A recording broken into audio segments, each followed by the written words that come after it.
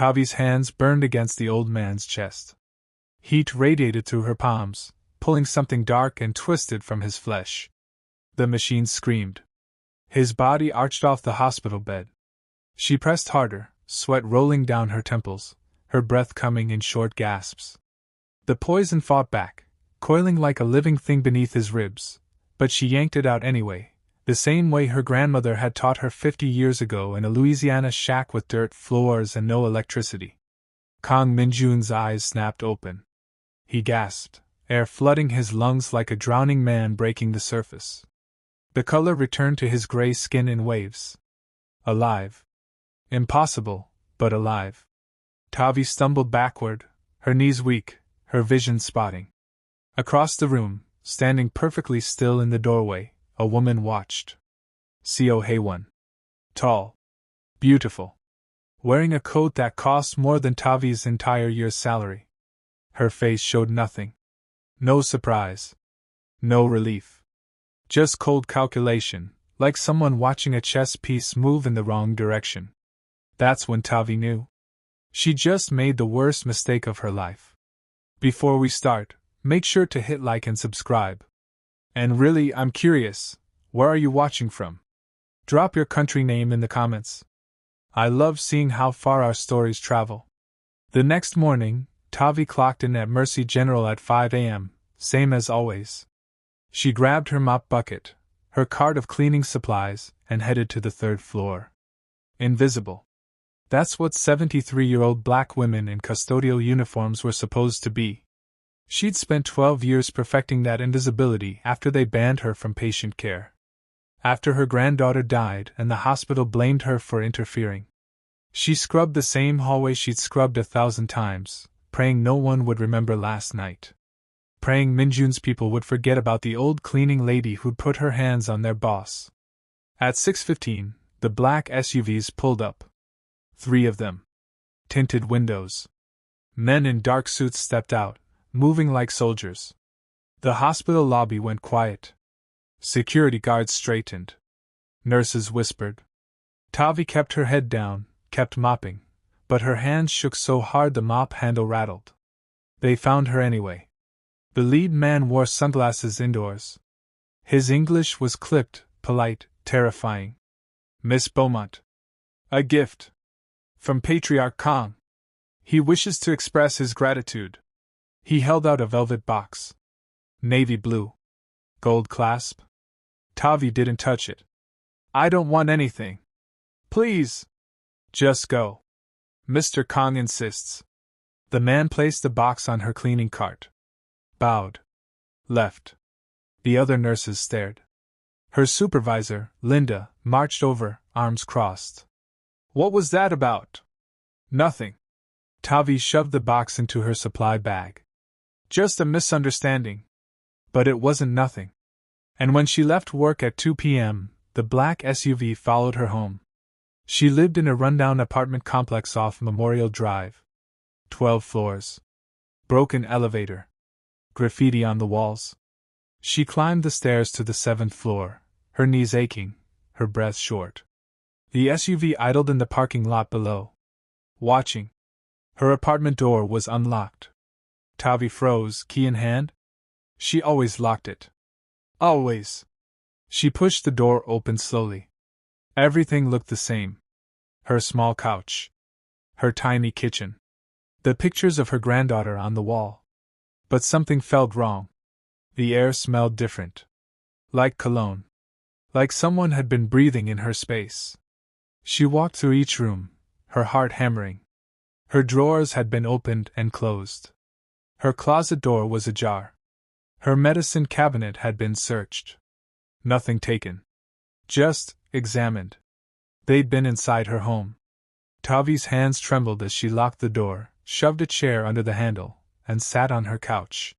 She pulled out her phone to call Keisha, her coworker, her only real friend.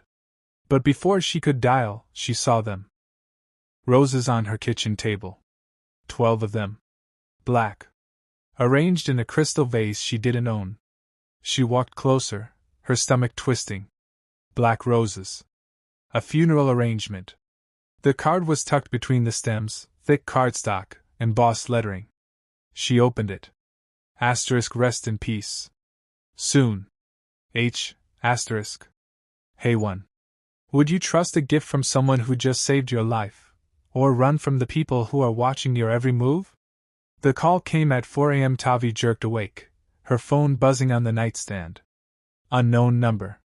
She stared at it, her pulse racing, debating whether to answer. On the fifth ring, she picked up. Miss Beaumont. A man's voice. Calm. Accented. Patriarch Kong requests your presence. A car will arrive in 1 hour. I don't. It is not a request. The line went dead.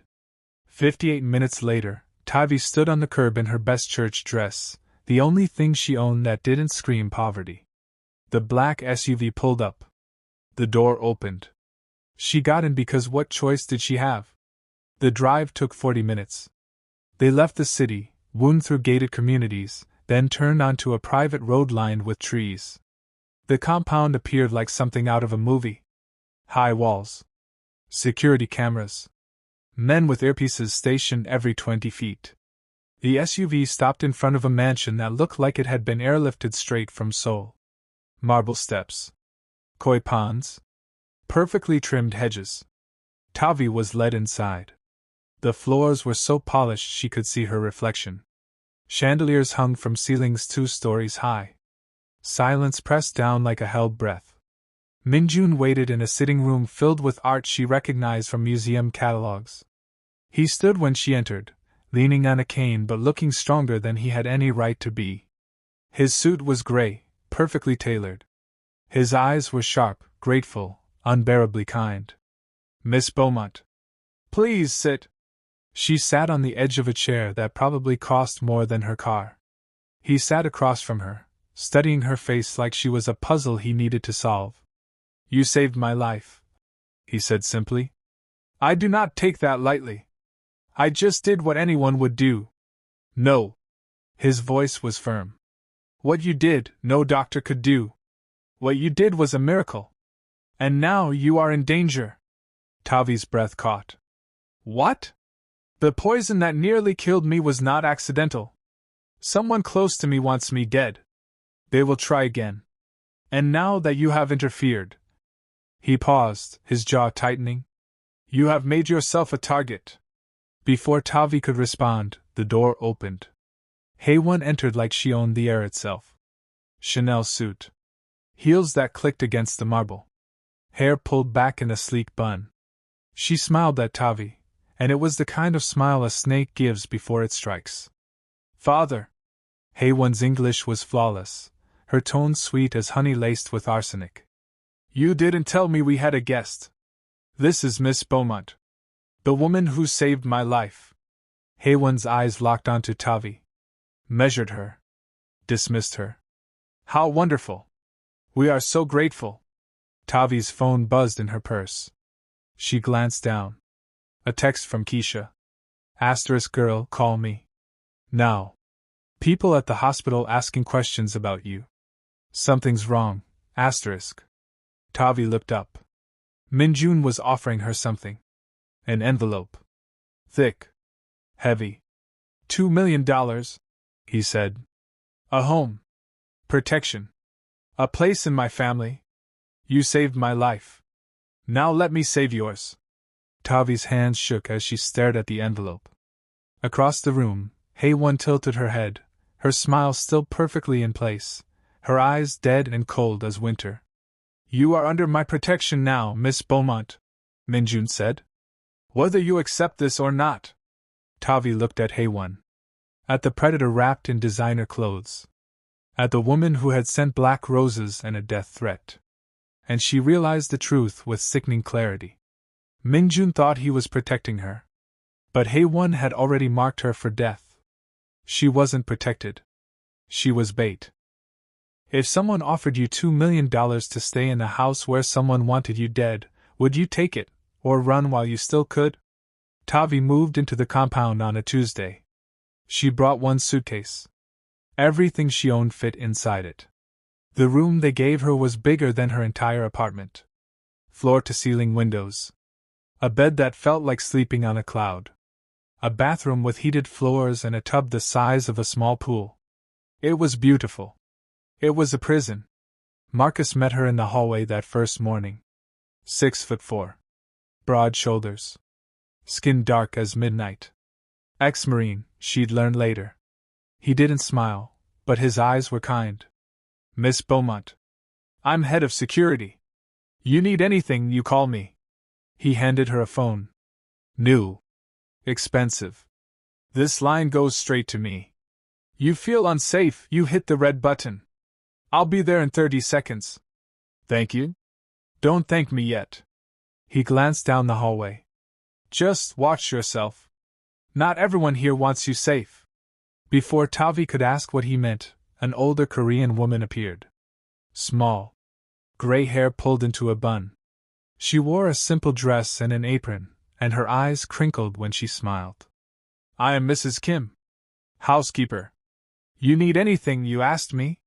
Her English was broken but warm. She squeezed Tavi's hand. You are safe here. Patriarch is good man. Tavi wanted to believe her. That afternoon, she met Ji-hoon. The boy was 10 years old. Small for his age.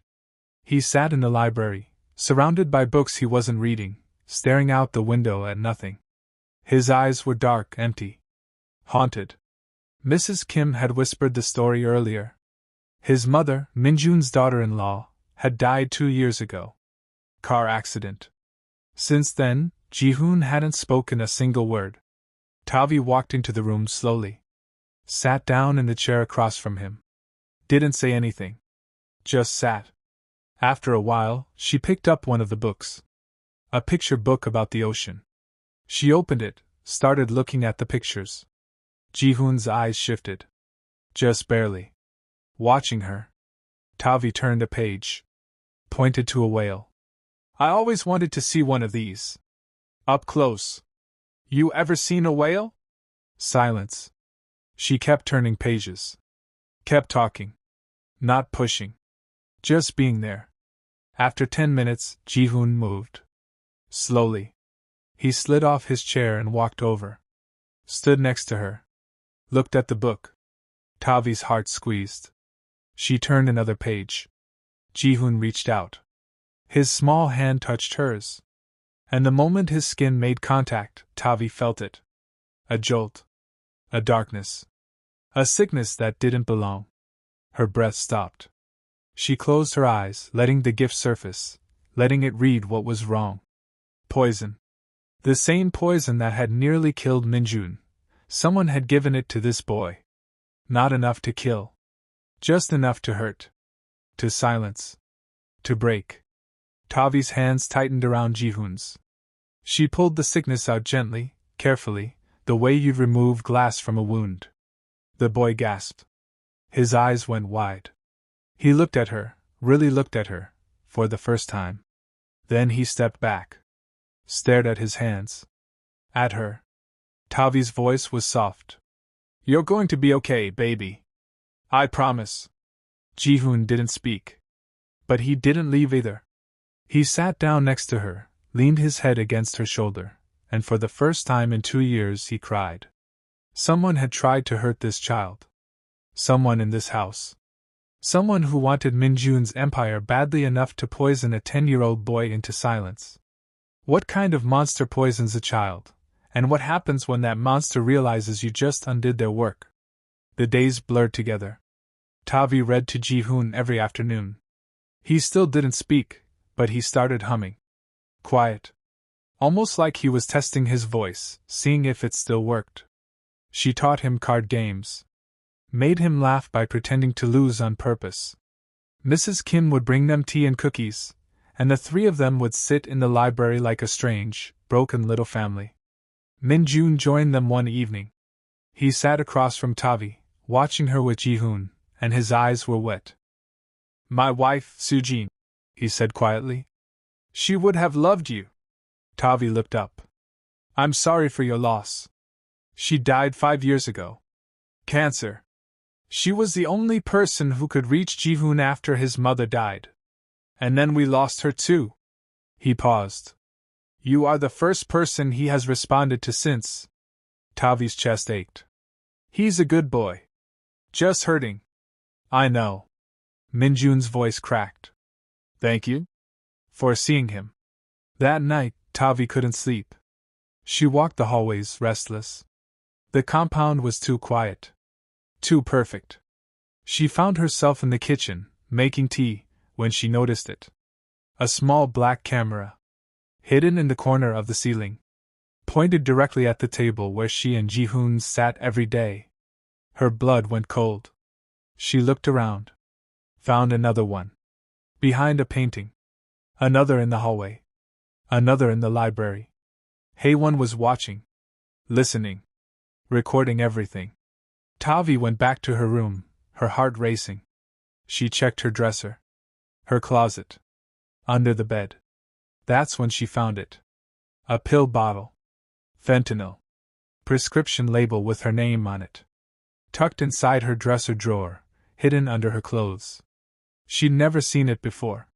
Tavi's hands shook as she stared at the bottle. Someone had planted it. Someone was building a case. Framing her. A soft knock at the door made her jump.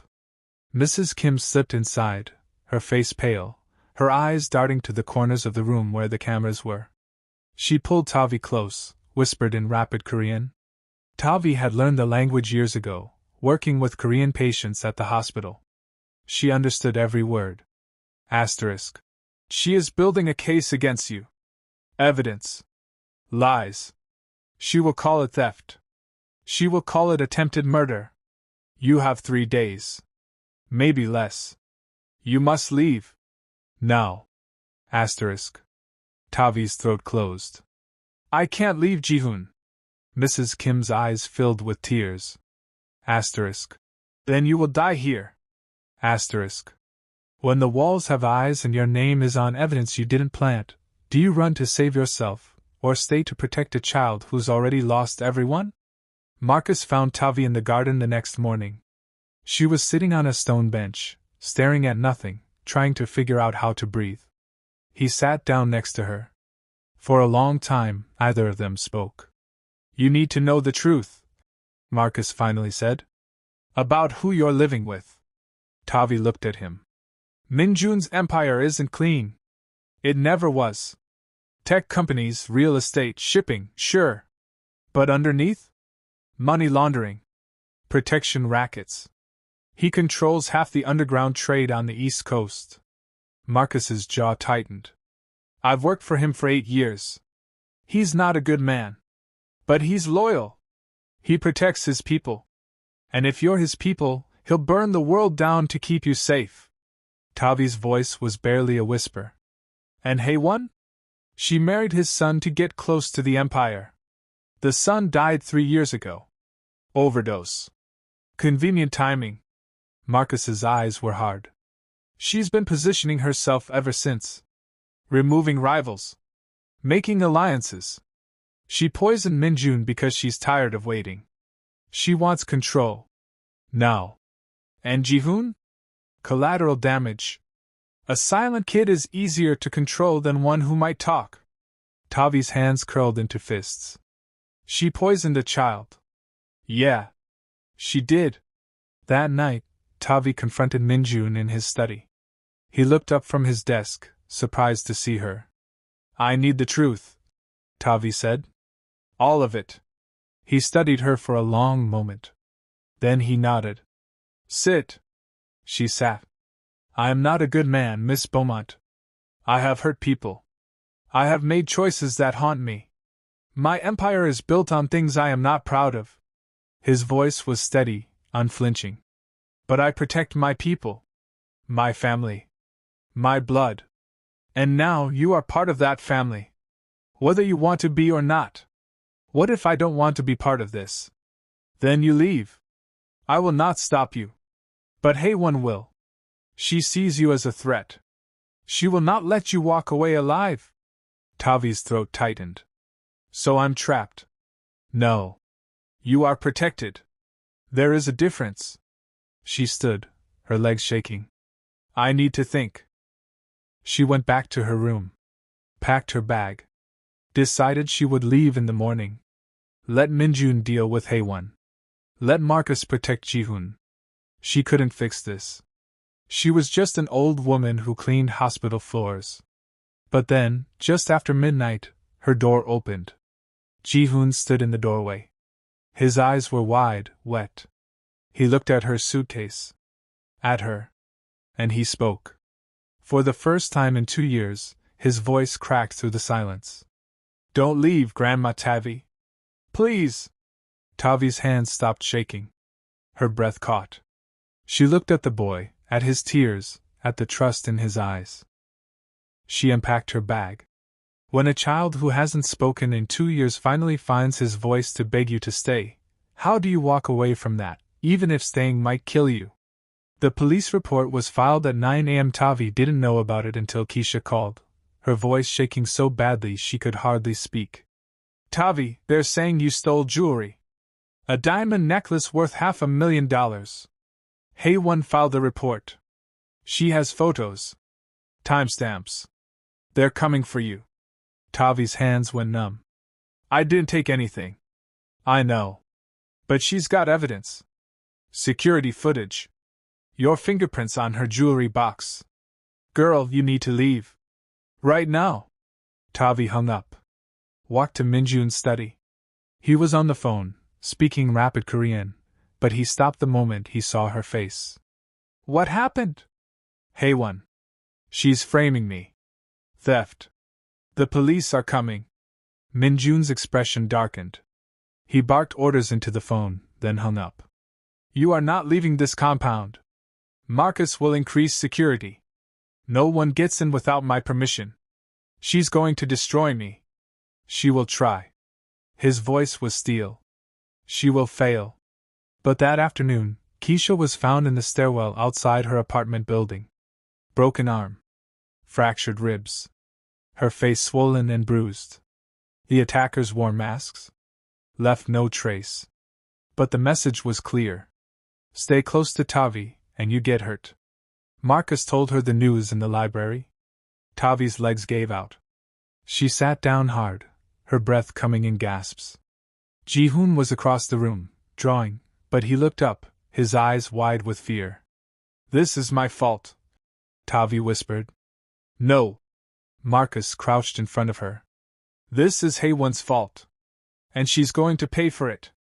That evening, Tavi was walking to her room when Haewon appeared in the hallway. Alone. No guards. No witnesses. Just the two of them in the dim corridor. Haewon smiled. Perfect. Cold. Miss Beaumont. I wanted to speak with you. Tavi stopped. Her heart hammered. I had nothing to say to you. Oh, but I have something to say to you. Haewon stepped closer. Her perfume was expensive, suffocating. You think you're clever.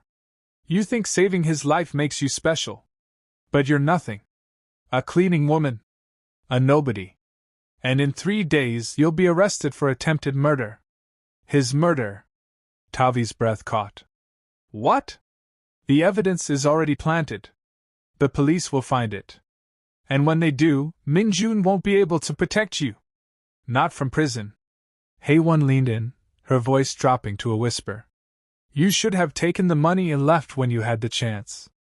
Now you'll leave in handcuffs. Or a body bag. Your choice. She turned and walked away, her heels clicking against the marble floor. Tavi stood frozen, her hands shaking, her mind racing. 3 days. She had 3 days before Haewon's plan came together. 3 days to prove her innocence. Or die trying. When the woman who wants you dead has the police, the evidence, and the time on her side, how do you fight back when you have nothing but the truth? Minjun collapsed at breakfast.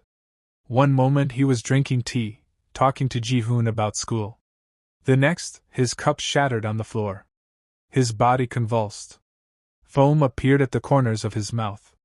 Jihoon screamed. Tavi ran to him, her hands already reaching for his chest. She felt it immediately. Poison.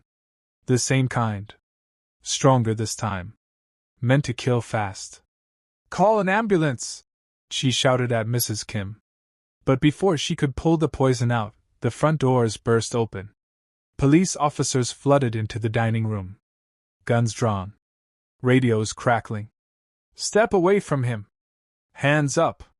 Tavi froze, her hands still on Minjun's chest. The lead detective, a white man in his 50s with tired eyes, stepped forward. "Octavia Beaumont, you're under arrest for the attempted murder of Kang Minjun. I'm trying to save him. We have evidence. A syringe in your bathroom. Your fingerprints. Potassium chloride residue. Step away. Now." Marcus appeared in the doorway, his hand on his weapon. "You're not taking her." The detective's hand went to his gun. "Sir, step back. Not until you let her finish what she's doing." Ji-hoon started seizing. His small body jerked on the floor, his eyes rolling back. The officers shouted. Mrs. Kim dropped to her knees, crying, trying to hold him. "He needs her!" Mrs. Kim screamed. "Only she can help him." The detective hesitated. Looked at Minjun, dying on the floor. At Ji-hoon, convulsing. At Tavi, her hands glowing with heat, pulling the poison from the old man's body. "Let her work," the detective said quietly. Tavi pressed her hands harder against Minjun's chest. Pulled. Yanked. The poison fought her, but she was stronger this time. Angrier. She ripped it out of him like pulling weeds from concrete. Minjun gasped. His eyes opened. Color flooded back into his face. Tavi stumbled over to Ji-hoon. Placed her hands on his head. The boy's seizure was stress-induced, not poison, but her touch calmed him anyway. His body went still. His breathing evened out. He looked up at her, tears streaming down his face. "It's okay, baby," Tavi whispered. "I got you." The detective stared. "What the hell just happened?" Marcus stepped forward, his phone out. "You want to arrest her? Fine. But first, watch this." He pulled up security footage. The screen showed Haewon entering Minjun's room the night before. Standing over his bed. Injecting something into his foreline. The timestamp was clear. Undeniable. "That's your suspect," Marcus said. "Not her." The detective's jaw tightened. He turned to his officers. "Find Seo Haewon. Now." They found her in her car, 2 miles from the compound, heading for the airport. She tried to run. Tried to claim innocence. But when they searched her purse, they found 3 syringes. Potassium chloride. Enough to kill a man 3 times over. She was brought back to the compound in handcuffs. Tavi watched from the window as the officers dragged her out of the police car. Haewon's perfect mask had cracked. Her makeup was smeared. Her hair was loose. She looked up at the window, met Tavi's eyes, and smiled. Not a smile of defeat. A smile of rage. Then Haewon twisted, broke free from the officers, and pulled a gun from the small of her back, hidden, missed in the chaos. She aimed it. Not at the police. Not at Marcus. At Ji-hoon, standing in the doorway, watching. When a woman with nothing left to lose points a gun at the child you've sworn to protect, what would you give to stop the bullet? Tavi didn't think. She ran. Threw herself between Ji-hoon and the gun just as Haewon pulled the trigger. The sound was deafening. The world slowed down. Tavi braced for the pain, for the impact, for death. But the bullet stopped. Mid-air. 3 feet from her chest. Hovering. Spinning. Like it had hit an invisible wall. Tavi's hands burned. Heat poured from her palms, radiating outward in waves. The same gift that healed was now protecting. Shielding. The bullet dropped to the ground with a metallic clink. Haewon's eyes went wide. She fired again. Again. 3 more shots. All of them stopped. All of them fell harmlessly to the ground. The officers tackled her. Slammed her face first into the gravel. Cuffed her wrists. But Haewon was laughing. Screaming. "You think you've won? You think this is over? I'll destroy you. All of you." The detective hauled her to her feet. "Seo Haewon, you're under arrest for attempted murder." Multiple counts. You have the right to remain silent. Tavi collapsed. Her legs gave out. Marcus caught her before she hit the ground. Ji-hoon ran to her, wrapped his arms around her waist, sobbing. You're okay, Tavi whispered, stroking his hair. You're okay. Min-jun stood in the doorway, pale but alive. He looked at Tavi, at the fallen bullets, at the woman who had saved his life twice now. You are a miracle, he said quietly. The police took Hae-won away. She screamed the entire time, her voice echoing down the driveway until the car doors slammed shut and the sirens faded. That night, Min-jun called Tavi to his study. He sat behind his desk, his hands folded, his eyes tired but clear. I owe you my life. Ji-hoon's life. Everything. You don't owe me anything. I do. And I want to offer you something. A permanent place here. Not as a guest. As family. Be Ji-hoon's grandmother. Be part of this family. Please. Tavi looked at him. At this man who had done terrible things but loved fiercely. At this empire built on violence but held together by loyalty. I'll stay, she said. But on my terms. Name them. I keep my work at the hospital. Part-time. I'm not giving up who I am to become who you need me to be. Min-jun smiled. Agreed. And Ji-hoon never learns the business. He gets a different life. A clean life. Min-jun's eyes filled. He nodded. Agreed. Tavi stood. Then yes. I'll stay. What does it mean to choose a family you didn't birth, and to protect them even when the world says you shouldn't? 6 months later, Ji-hoon ran through the compound garden, laughing. His voice filled the air, bright and clear and unbroken. He chased butterflies. Played tag with Mrs. Kim. Talked nonstop about everything from dinosaurs to space to why dogs were better than cats. Tavi watched from the porch, her tea warm in her hands, her heart full. Min-jun sat beside her. His health had returned completely. The empire had shifted.